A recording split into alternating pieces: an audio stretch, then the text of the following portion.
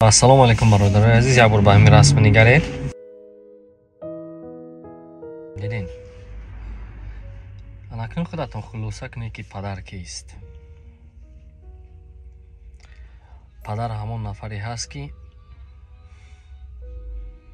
برای خوشبختانه زندگی کردن ما و شما از بحر تمام چیزش میگذرد، سلامتیش رو از دست میدهد، شب و روز مهنت میکند تا که ما پیش رویم، تا که ما شکوفان شویم. اکنون درست بزرگان در وصف مادر میگویند لیکن پدر دردش رو پنهان میکند. پدر همه چیزش رو آشکار گفتن نمیتواند، برای که بعضا چیزها رو ان همون غروری مردکی، همون مرد بودن اجازه نمیتید که آشکار سازد.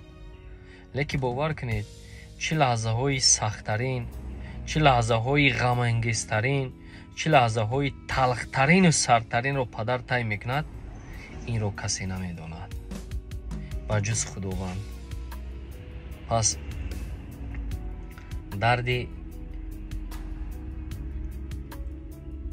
به پدری رو آن همان نفرهای درک میسازند که در زندگی